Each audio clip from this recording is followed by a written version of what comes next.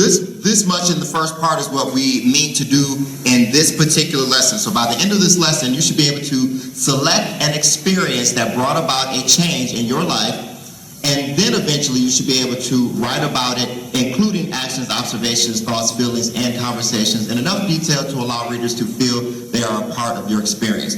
Okay, so you should have down that objective.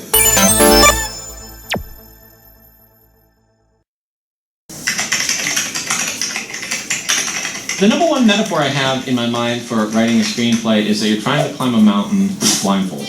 And the funny thing about that is you think, okay, that's hard because you're climbing up a rock face and you don't know where you're going and you don't know where the top is, you can't see what's below you. But actually the hardest part about climbing a mountain blindfolded is just finding the mountain. Hey everybody, I'm Michael Arndt, the screenwriter of Toy Story 3. Now at Pixar there's a lot of people who contribute ideas to the story, but I'm the guy who actually has to sit down and type them into a computer. So when we started working on Toy Story 3, we had a hard time getting the story set up in the right way. And I think this is a common problem in screenwriting. A lot of times when a film doesn't work, it seems like the problem is with the ending, but in fact the seeds of failure have been planted at the beginning. So on Toy Story 3, after several months of sort of floundering around and going in circles, I finally decided to go back and look at Toy Story and Finding Nemo and The Incredibles and figure out, well, how do they set up their characters and their worlds and their stories? So this is something I learned at Pixar, how to write a good beginning.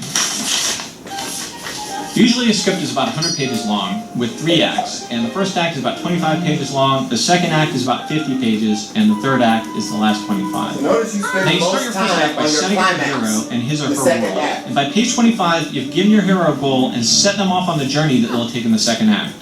So let's begin at the beginning, page 1, introducing your main character. So usually what you do when you're introducing your main character is you show them doing the thing they love most. Like, this is their grand passion, it's their defining trait, it's the center of their whole universe. Come on, Woody! So in Woody's case, he's introduced playing with Andy. And that's his favorite thing, like that's the thing that defines who he is as a person.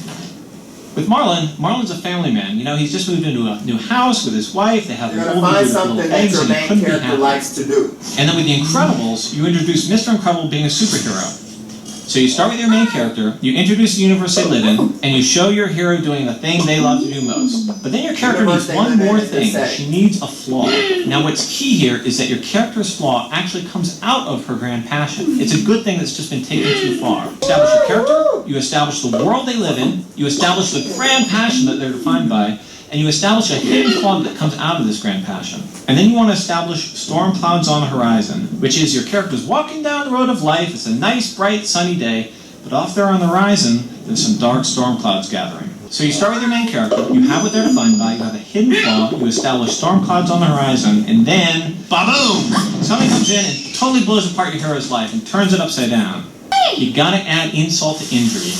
You gotta have something that's gonna make the whole world seem a little bit unfair. So now, your main character's life has changed, her grand passion has been taken away, the world has revealed itself to be unfair, and she comes to a fork in the road, and she's gonna have to make a choice on how to deal with her new reality. There's a high road to take, a healthy, responsible choice, or a low road to take and make an unhealthy, irresponsible choice.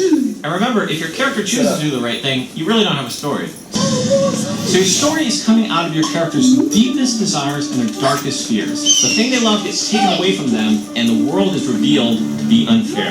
To put things right, they have to make the journey that is the rest of the film.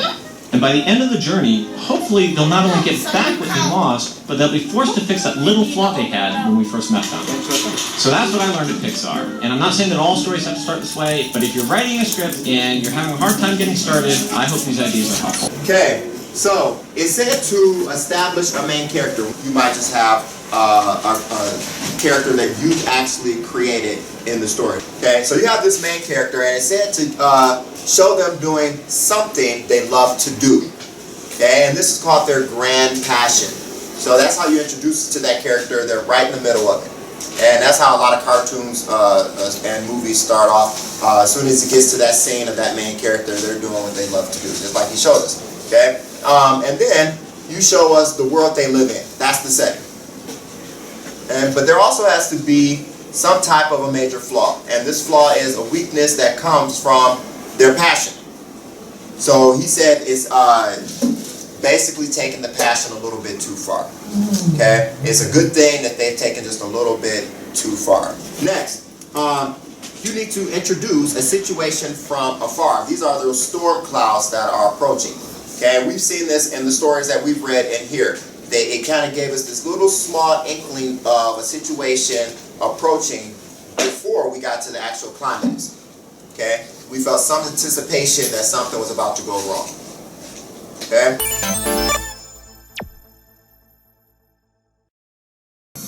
What I want you to write down, though, you might have this down already, is this definition of an autobiography. So specifically, the type of narrative we're going to be writing is an autobiography. So, pick a story, and that's what you're going to do in your head. You're going to pick a story. You have multiple stories of episodes, of things that have happened in your life. Think about incidents that happened to you or someone you know.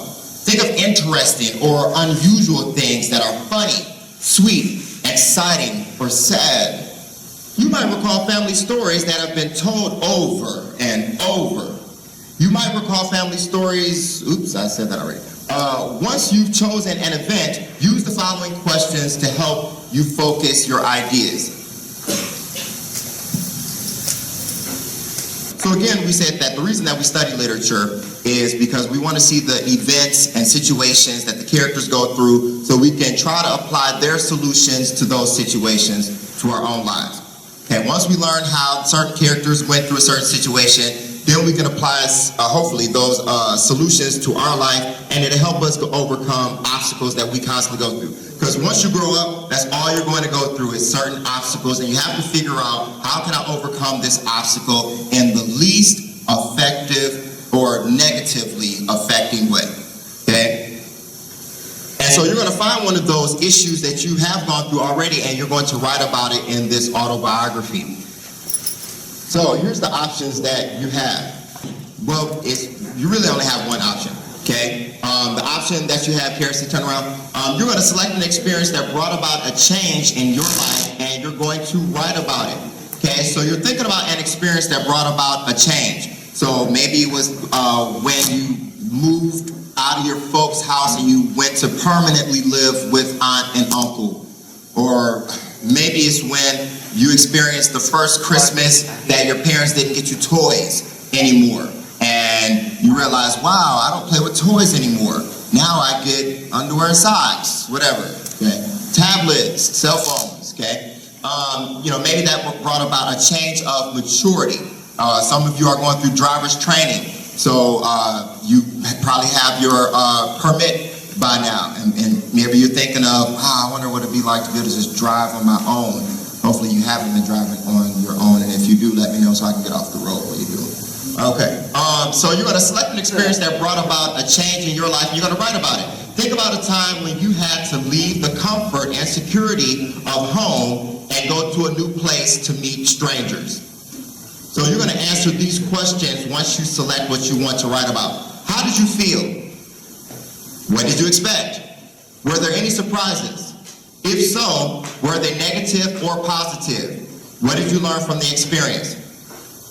You have to have some type of a topic in mind to be able to answer those questions. So let's go through a brainstorming activity. But first, let's take some notes on what brainstorming is. So you're going to look at the video and we're going to take notes on brainstorming.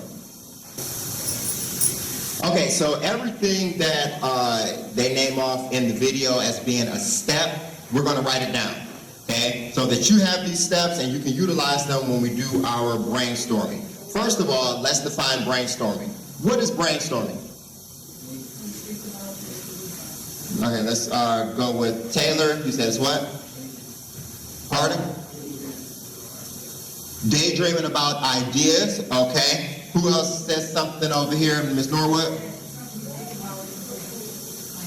Something you think about when you...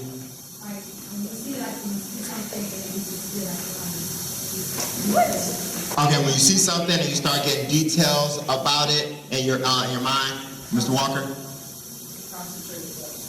Concentrated thoughts. Anyone else? Brainstorming?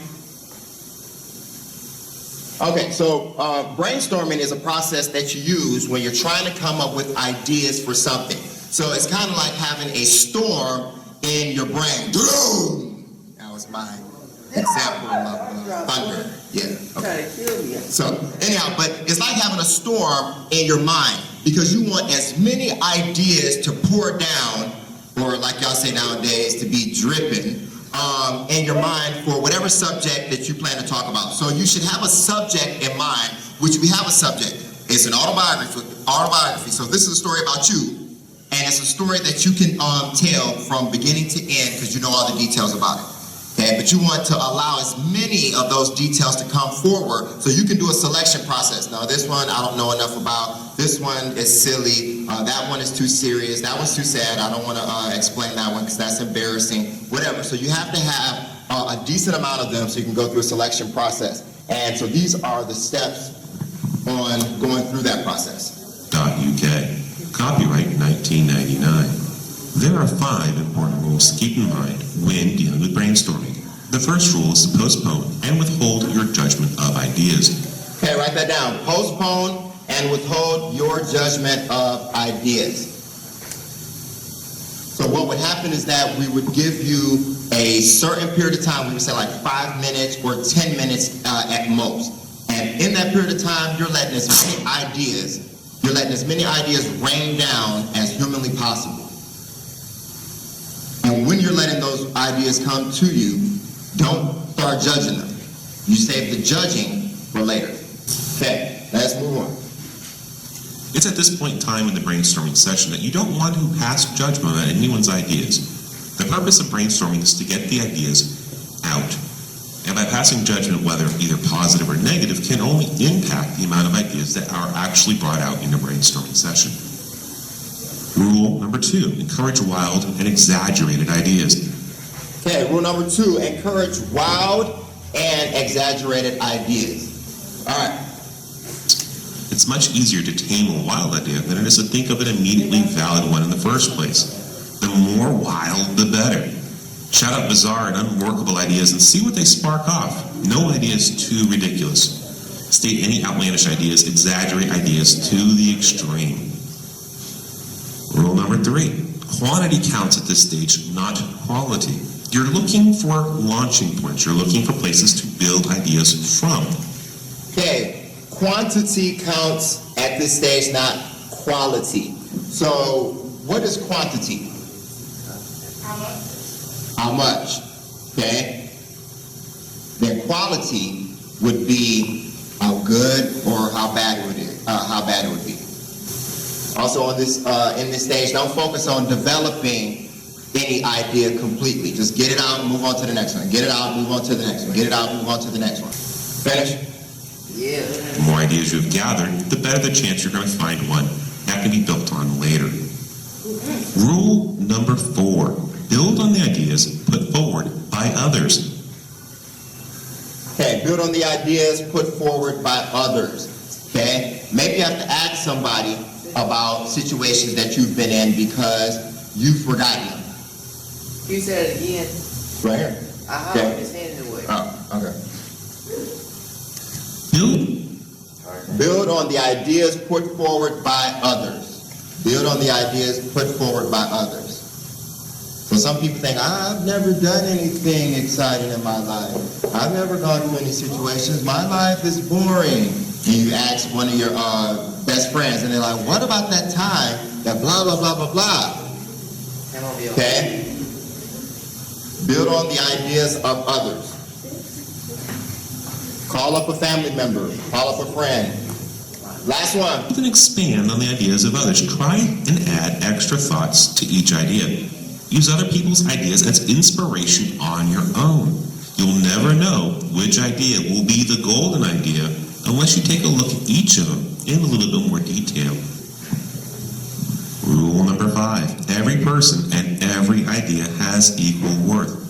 Every person has a valid point and a unique perspective on the situation and solution. Oops.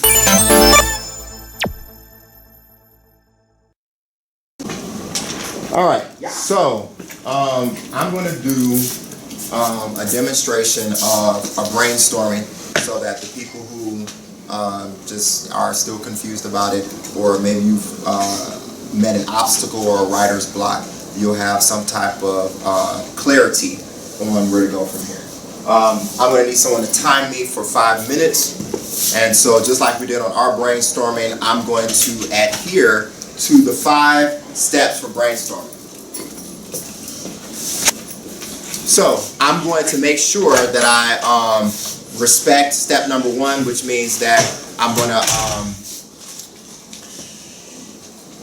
step number 1 was postpone judgment of all ideas. Okay. Step number 2 said to encourage the wild ideas. Number 3 was to make sure I focus on quantity, not quality. The 4th one is that I can build on the ideas of others while I'm brainstorming. And the 5th one is that no idea is, all ideas have the same amount of worth. Okay, so who's going to time me? I use the bathroom. Can I use the bathroom? Who's going to time me? Okay, Can I use the bathroom? I already seen the lesson. I already know how to do it. Alright, now right now. Who's going to time me? I can time you with my phone. 60 seconds at a time. Someone take out their, thank you. So put 5 minutes on the clock. Tell me when my time starts. Ready? Alright, so there should be no talking at this time. So an ending for X-Men. So I can have it that Mystique, not going to worry about the spelling of her name too much, but I can spell it. Mystique kills Trask, but Mystique kills. Now I want to put that Mystique doesn't kill Trask, so I'm going to put doesn't. Mystique doesn't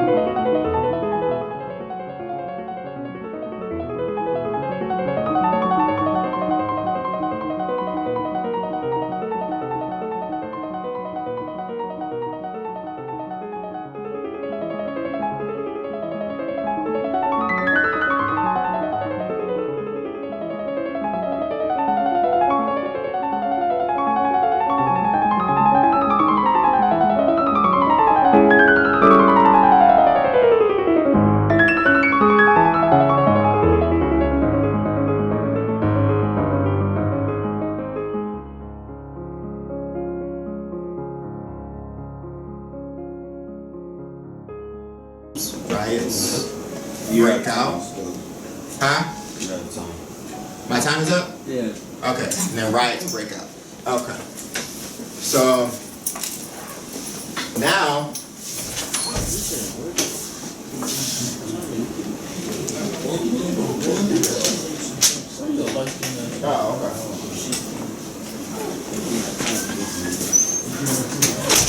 So now I'm going to go back and organize my ideas and make a selection of what I want. So I guess it's number 4. Okay, so obviously I saw the movie, and so then after that I said over the break, over the winter break, you were supposed to be doing some thinking. Okay, some thinking of how you think the movie should end. So with that combined, you should have been able to approach your brainstorming with some type of ideology of where you wanted this story to go. So I said the first one. So now I want to look through these, and now I do want to judge them, and I want to see which one can I create a story on, which one would be the most interesting. So I said Mystique doesn't kill Trask, but the future stays the same. Okay, so this is what happened in the cartoon. So my conflict would be, my problem would be that the future is still the same. So now my story skyrockets back to that future, and it focuses on those characters trying to resolve the matter. So in this one, I would probably let my main character be Storm, and I would try to find some type of way that Storm could use her power to destroy all of the Sentinels. I just don't feel like she used enough of her power in the movie, and so it kind of got underplayed. But I think she could have had enough power if she used a series of hurricanes and tornadoes and blizzards that she could have completely obliterated the Sentinels. Brandon, sit up. That would be my problem here. Now, also remember what you're going to be graded on in this Taja setup is conflict. So remember, we've studied plot, we've studied conflict, we've studied drawing conclusion. So basically right now, you're working on the drawing conclusion part. Aaron, sit up. You're working on the drawing conclusion part. And once we, so in the brainstorming, you were basically working on the drawing conclusion part. Okay? And right now what you're trying to do is plot out your actual story. But remember, you have to have some conflicts in there. Okay? What were the two main types of conflicts that we talked about? What are two of the types of conflicts? External, internal. Thank you. External or internal conflict. What is an internal conflict?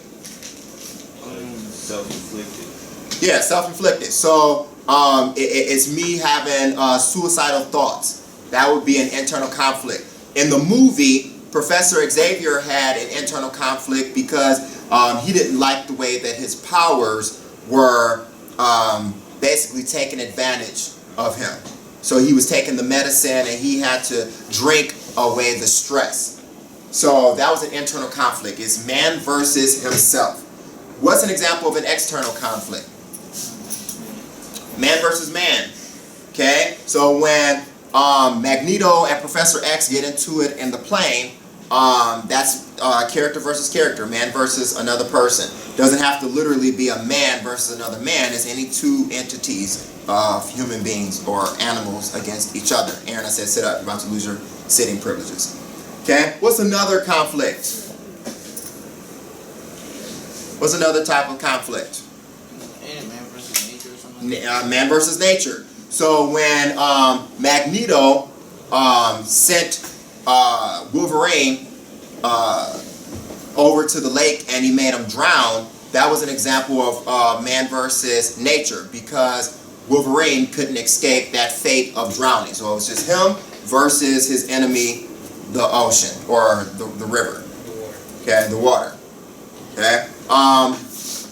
And then there's one more type of conflict, and that's man versus society, which means that it's the societal norms that says that people are supposed to behave like this. So it says that women aren't supposed to be fat, or it says that no one is supposed to be gay, or it says that you're not supposed to be broke. Those are the societal norms, that those ideas that they place on people. So an example of that would be the hatred that the humans supposedly have for the mutants, okay, and making the mutants feel like outcasts. So you make sure that you develop some type of a conflict in there. I'm going to be looking for that, but I'm going to bring that up later. Right now we're just developing our ideas. Number 2 says Magneto could turn all the Sentinels against all the humans. I said we was on number 1. Yeah. So Magneto could turn all the Sentinels against all the humans. So, theoretically, he could have just killed the president and his entire cabinet, and he could have taken control of the Sentinel program himself, and he could have put the humans in concentration camps. Okay, that would have been a totally different ending. Okay, and so the problem is that we would try to have the X-Men to fight to get the humans free again. Another one, number 3. Some character or hero appears from a different dimension to explode the Earth. So just as Mystique is sitting there with the gun and pointed towards Trask's head, in comes, Brandon, stand up, you lost your sitting privileges. In comes this new character, let's say it's Superman. Okay, Superman, not Superman. Billy Bob. Who's Superman? Who's Superman's enemy? That has the Lex Luthor? Yeah, Lex Luthor. let's say that Lex Luthor appears from a different dimension and he has this detonator. He says, your world as you know it is going to exist no longer in 2.5 hours. So now we have this problem of trying to save the Earth. So maybe now the humans and the mutants work together in order to save the Earth. And so that creates the peaceful coexistence, them working together. And so the future doesn't end up being the same because of that. So Mystique and Magneto joins forces and they kill the president and Trask, and riots break out all over the world. So, they join forces and they get married and, they take over the White House. And so now, the X-Men from the future, all of them travel back to the past in order to stop that, whatever. So, this is how you would select which one will be your best one. So me personally, I would probably take, number 3. I think it would be kind of fun to have the mutants and the humans work together to save the world from exploding. And insert that new character in there. So the new character that I would have, I would insert Jerome Kills. Oh no. Please. Okay, and he would have a special power. Yeah, singing power. Yeah, he had this special singing power. So, because I did want to turn my reality show into a cartoon, and that would be like the kickstart of figuring out what power would I have in my cartoon. Okay. See, getting bringing everybody together, rainbows and unicorns. Okay, so I think I have one more from earlier that I wrote. I took a picture of my one from last hour. Okay, all right. So that's basically all the ones that I wanted to do. So now I would answer my questions on page 449, and I would bring this puppy to life. Okay, I would give a description of who this person is and what the scenario is. Okay, why is it important that the Earth doesn't blow up? So that's my problem, is that the Earth is going to blow up. Why is it important that the Earth doesn't blow up? Because no one would exist. Okay, so my conflicts would be man versus man. Okay, because it's us versus Lex Luthor, whatever.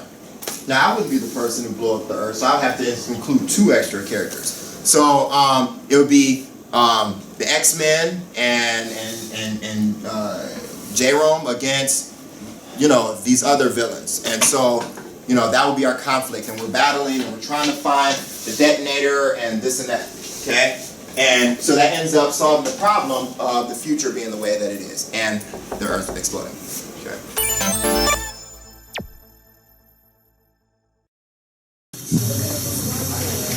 All right, so let's go ahead and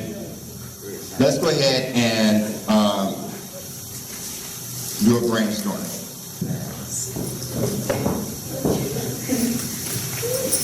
Okay, so remember, this is what you're looking for. You're looking for an experience that brought about a change in your life so that you can write about it. Okay, you're going to think about a time when you had, maybe you can think of this if you want to, where you had to leave the comfort and security of home to go to a new place and meet strangers.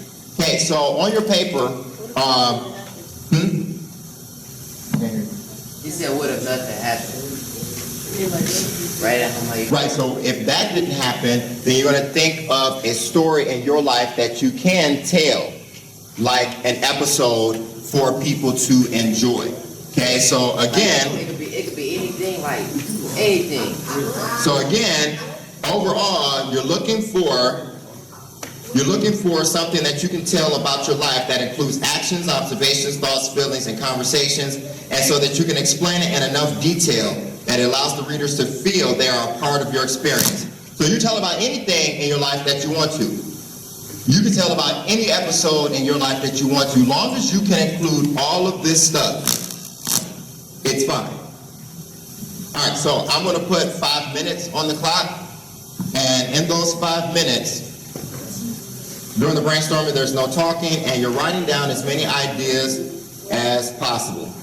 No, yeah. So you do it on the same sheet of paper, mark off a section where you can write ideas. Maybe give yourself half of the paper. If you don't have that much space, do it on the back, or do it on a sheet of paper that you can staple to this. Because you're going to do 5 minutes of nonstop. Don't stop. Do not allow yourself to stop. Just keep thinking of situations that you went through that allowed you to change as a person. So you're thinking of things that made you change. And maybe you're not as silly as you used to be. And maybe you're much more serious. Maybe you are more silly than you used to be because you used to be too serious. And maybe you've gone through some detrimental things in life. Maybe you had some hardships. Whatever. 3, 2, 1, start.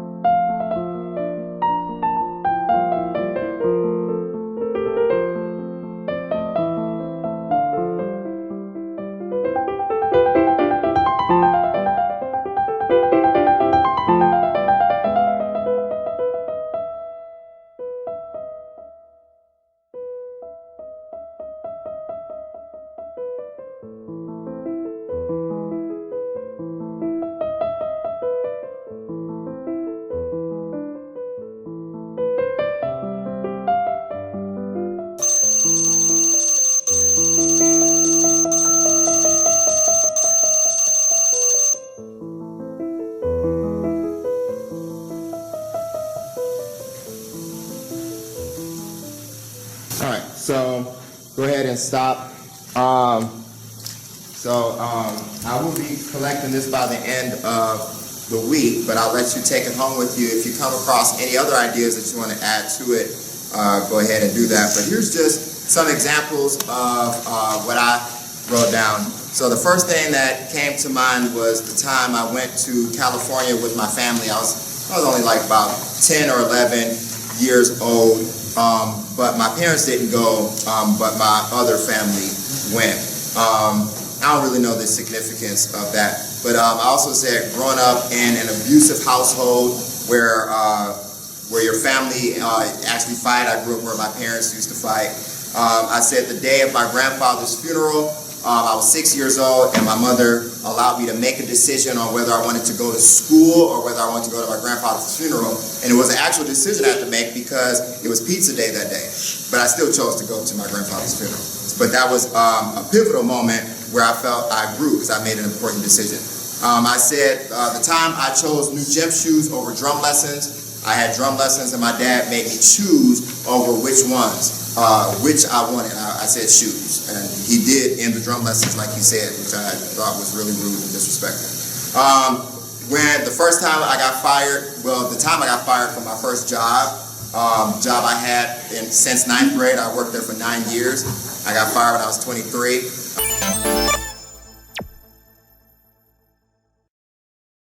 Anyhow, so how many people have ever seen the movie Sister Act?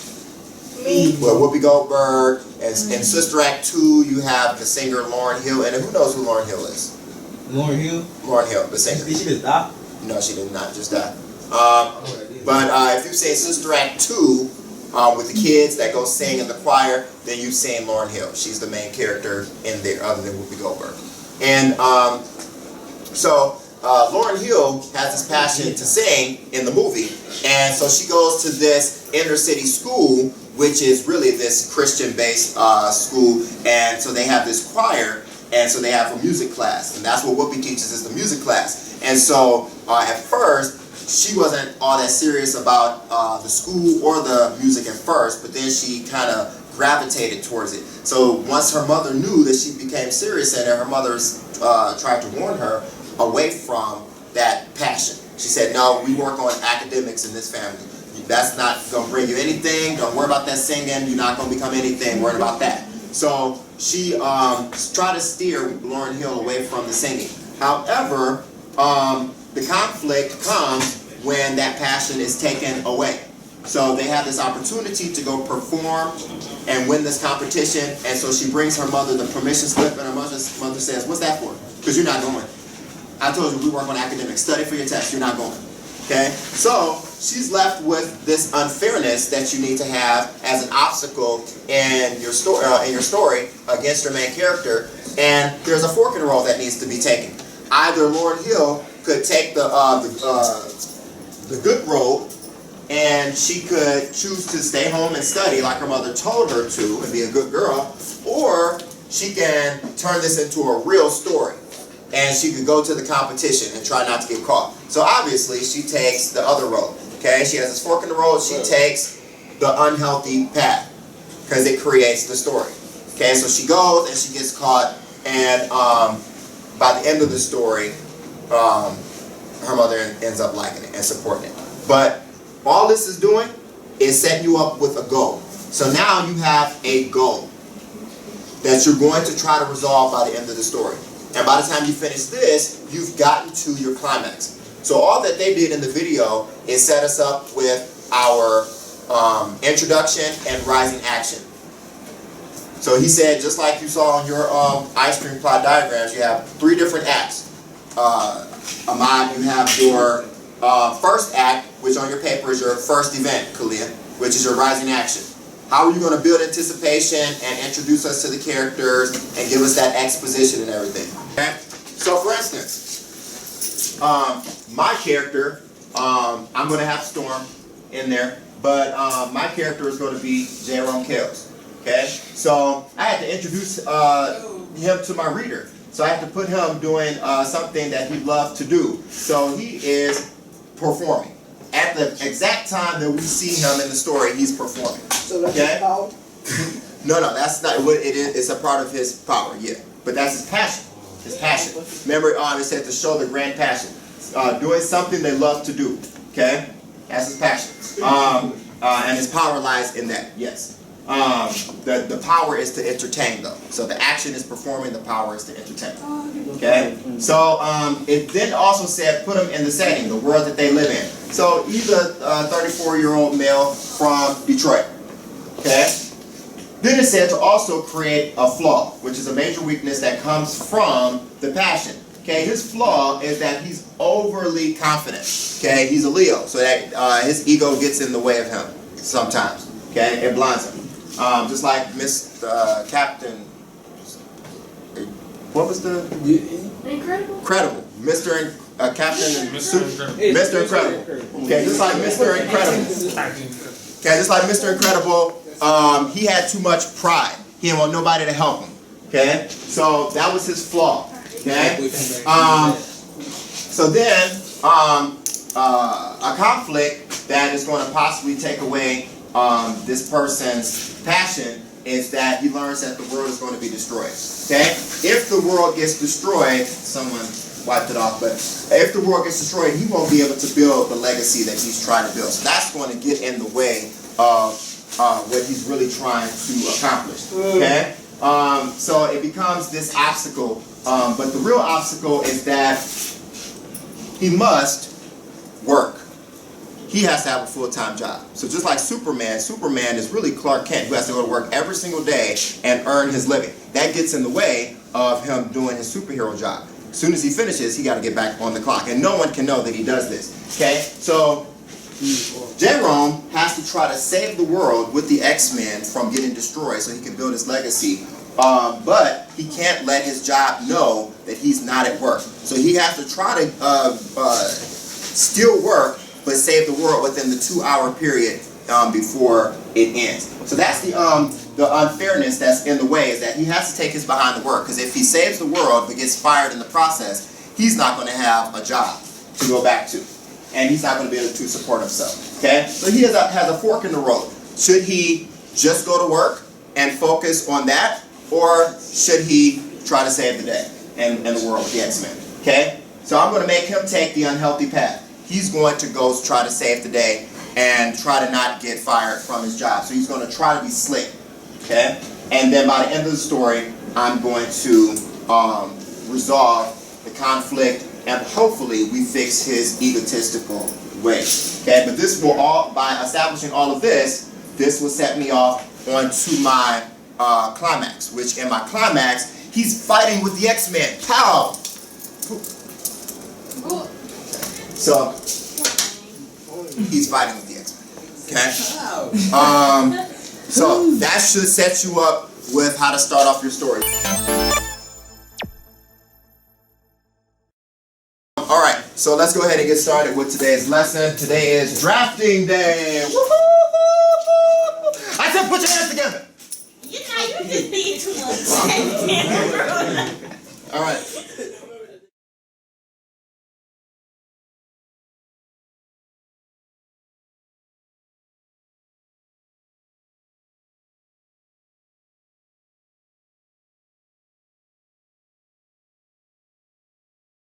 Add to this if you need to. Bring this back tomorrow.